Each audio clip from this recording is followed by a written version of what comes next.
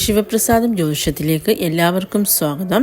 ഇന്ന് നമ്മളിവിടെ പറയാൻ പോകുന്ന വിഷയം എന്ന് വെച്ച് കഴിഞ്ഞാൽ, നാളെ കർക്കിടക മാസം തുടങ്ങിയാണ്. അപ്പോൾ കർക്കിടക മാസം എന്ന് പറയുന്നത് ആരുടെയാണ്?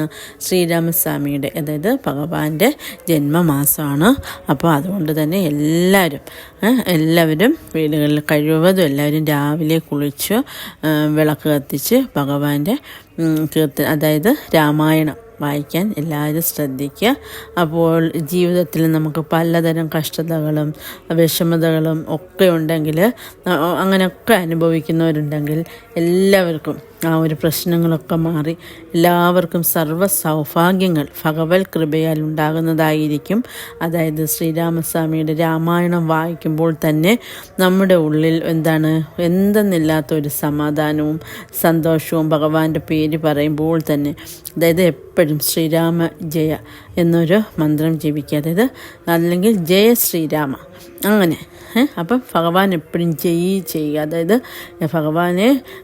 ഭഗവാന്റെ ആ ഒരു നിഷ്കളങ്കമായ ആ മുഖം നമ്മുടെ ആ മനസ്സിൽ കാണുമ്പോൾ തന്നെ നമ്മുടെ മനസ്സ് നിറയും. നമ്മുടെ മനസ്സിൽ എന്ത് പ്രയാസങ്ങളുണ്ടെങ്കിലും ടെൻഷൻസുകളുണ്ടെങ്കിലും ഒക്കെ മാറി നമ്മൾ ഹാപ്പി ആയിട്ടിരിക്കാൻ ഭഗവാന്റെ ഇത് സഹായിക്കുന്നതാണ്. അതായത് ഭഗവാന്റെ ഈ ഒരു മന്ത്രം ജപിക്കുന്നത് മൂലം സഹായിക്കുന്നതാണ്. അതുപോലെ സർവ്വകാര്യത്തിലും, അതായത് ജയ ശ്രീരാം എന്നൊരു മന്ത്രം ജപിച്ചു കഴിഞ്ഞാൽ, അല്ലെ ശ്രീരാമ ജയ, തിരിച്ച് രണ്ട് രീതിയിലും നമുക്കത് ജപിക്കാം.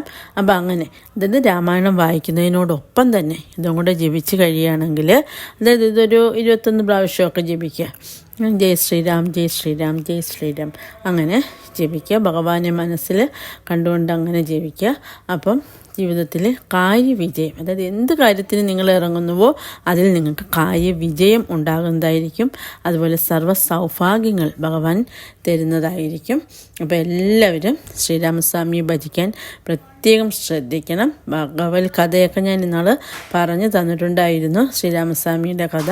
അപ്പോൾ ശ്രീരാമസ്വാമിയുടെ അനുഭവ കഥകൾ, അതായത്